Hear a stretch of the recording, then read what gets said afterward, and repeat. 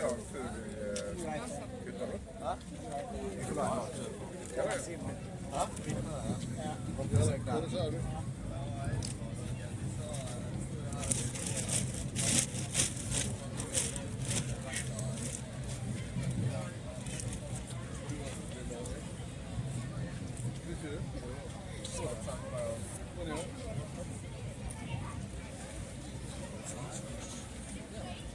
Ikke lenge før han ingen opp.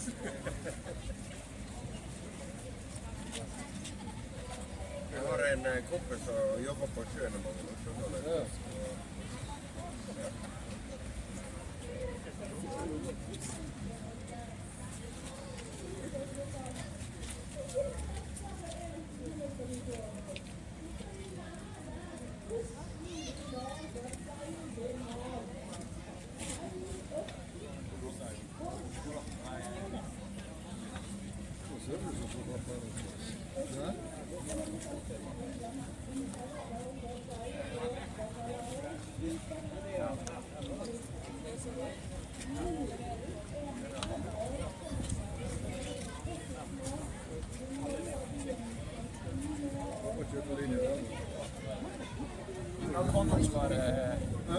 Tatt liksom for 10 minutter siden. 5 over 12 bilder. Jeg kjenner liksom når jeg er borte i muskelfibrene.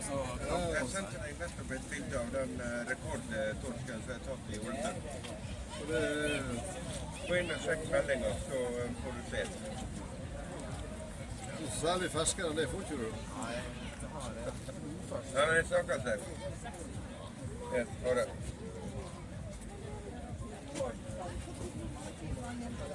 Den er på 10 et eller annet, 9,4 kanskje. Ja, rundt den.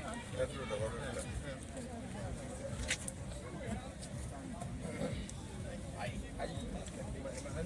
Så her. Oi, oi, oi.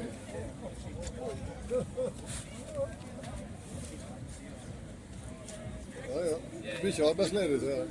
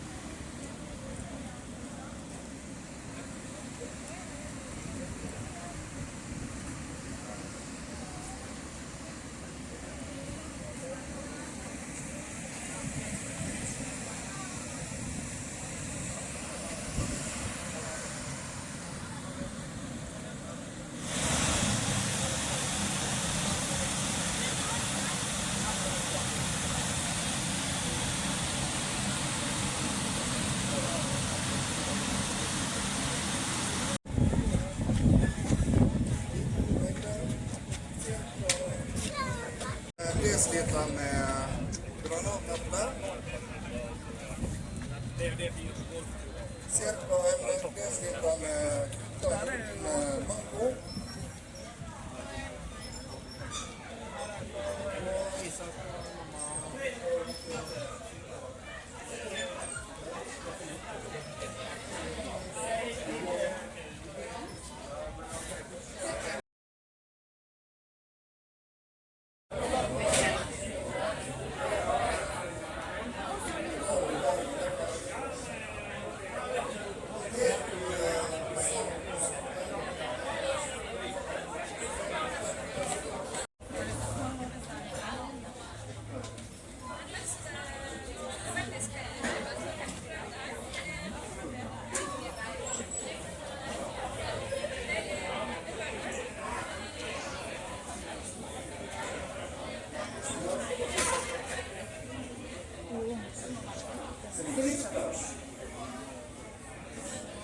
Så lenger fisken står, til lenger blir den kokt.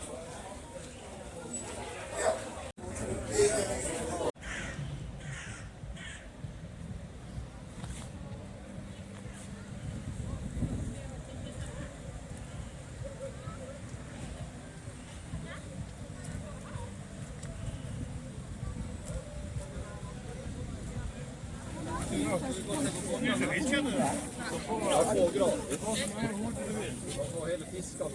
Fine fisk, hva?